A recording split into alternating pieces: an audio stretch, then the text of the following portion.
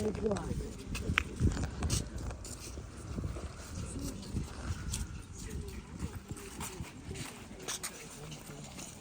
va, irgi panašaus stiliaus stendas, kokį matėme Klykoliuose. Na, tai parašyta, kad čia labai gaila, bet originalus to vaizdo Akmenės sinagogos nėra išlikęs, tai yra kita lygtai Šaukinių sinagoga panaudota, bet jos tikrai pakankamai panašios buvo. Ir galima taip, jeigu aš turiu bandyti projektuoti, kur ten stovėjo kažkur į tą pusę, va, kur tas ženklas, yra matot, atminimo iš akmens sumūrytas ženklas, ir ten toliau stovėjo kažkur ta sinagoga.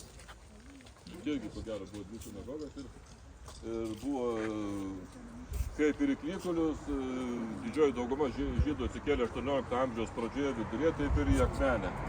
Ir čia galbūt tiek žydų negyveno kaip Klykoliuose, dabar irgi sunku pasakyti, na, bent jau pusė žmonių sudarė, bet po pirmo pasaulinio karo jų gana sumažėjo, nes per pirmo pasaulinio karą vienas dalykas, jų daug emigravo, kas į Ameriką, kas į Pietų Afriką, kas daug kur. Paskui Rusija per pirmą pasaulinį karą jų nemažai išgabeno į Rusijos gilumą. Na, vieni patys pabėgo, kiti buvo išgabenti ir tikrai ne visi begrįžo, o grįžę irgi ne visi turtą beatrado. Čia kaip ir Klykoliuose, taip ir Akmenėje, kitur ne visi sugebėjo savo turtą atsimti ir palyginti su tuo skaičiumi, kuris gyveno iki pirmo pasaulinio karo, tai jau po 18 metų jų tikrai buvo gerokai sumažėję. Ir iki 40 metų visoje Akmenėje gyveno gal apie 30 šeimų. Žydų taip yra spėjama apie 200 asmenų. Jeigu vienoje šeimoje 6, tada buvo gausesnė šeimos. 6-7 žmonės gyveno, tai kažkur apie 200 žmonių. Aišku, tas tikslus skaičius yra sunku nusakyti, galima tik tai daugiau mažiau spėlioti. Bet jie be jokios abejonės, kaip ir kituose kraštuose, kituose miesteliuose, taip ir Akmenėje, irgi čia buvo matininkų ir gydytojų, ir knygrišių, žodžiu, įvairiausių matų žmonių ir siuvėjų, kas be ko. Tai tikrai šitą visą ūkį pakėlė. Ir nežinau, gal ne visiems patiks, bet sakykime, netgi tokie elementarūs amatai kaip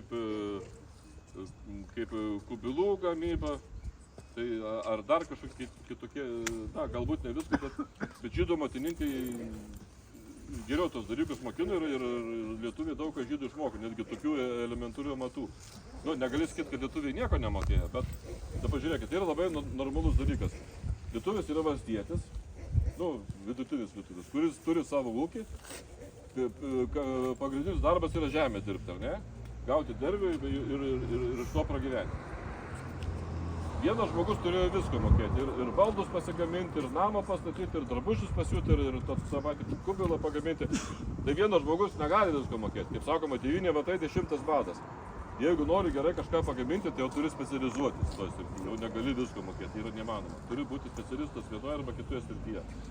Tai čia toks kaip ir elementarus paaiškinimas. Na jau nekalbant apie prekybą, aišku, galima sakyti, kad žydai čia buvo užėmę visą prekybą, bet vienas toksai pasakojimas buvo, ateina čia akmenėtis į žydų krautuvę. Tai sako, ir skolon tuos, ir iš karto pasiūlys kažką ten, žodžiu, išreklamuos. Galbūt trupučiuką ta prekė bus perkirta, bet vis tiek.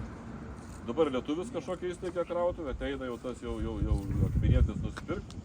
Sako, stovi tas krautuvininkas prie prekystolio, toks kaimietą pararys, nei ką aiškina, niekas jam neįdomu. Toks labai svarbu, žinai.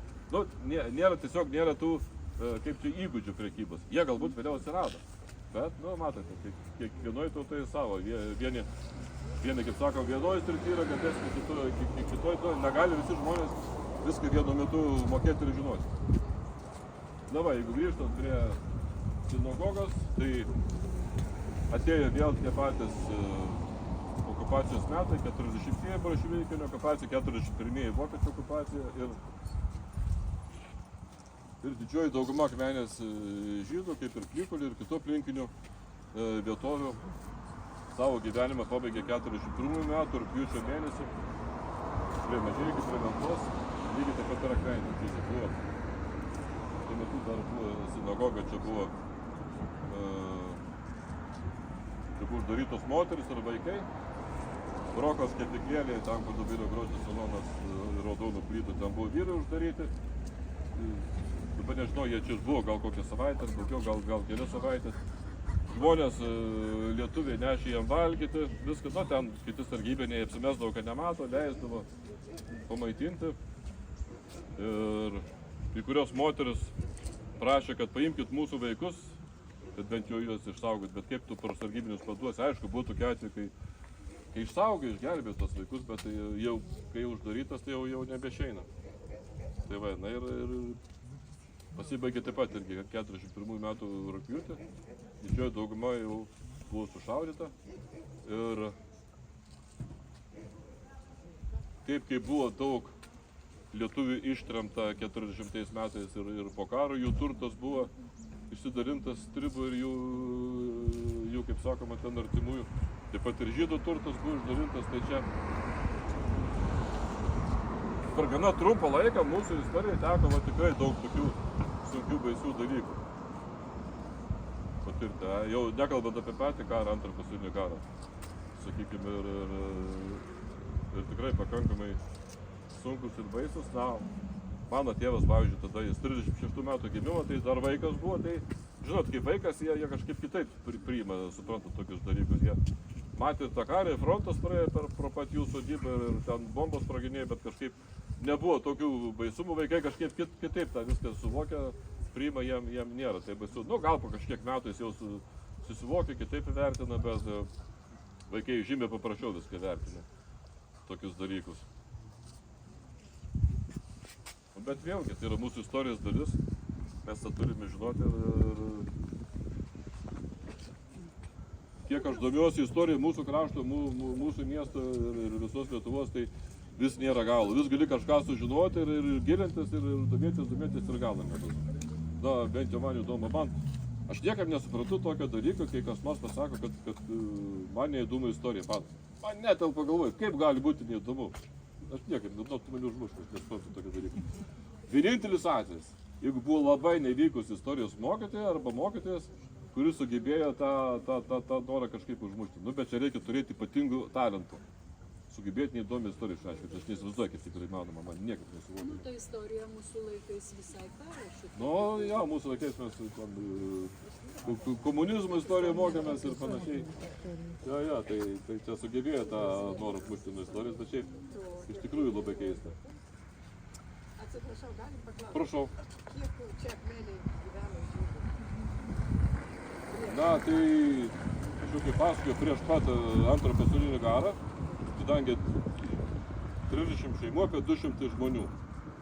Prieš pirmą pasaulinį karą tikrai jų daugiau gyvena, bet jau per pirmą pasaulinį karą po jo gana daug emigravo, išvažiavo, tai jų sumažėjo, bet jau prieš 40 metus, tai galima spėti, kad apie 200 gyvena kažkur. O Klykolėse, nu tai yra užfiksuota, kad 21 žmogus buvo žydų tautybės, tuo metu, kai vežė juos sunaikinti. Tai va, dabar einame prie 3 išminčių.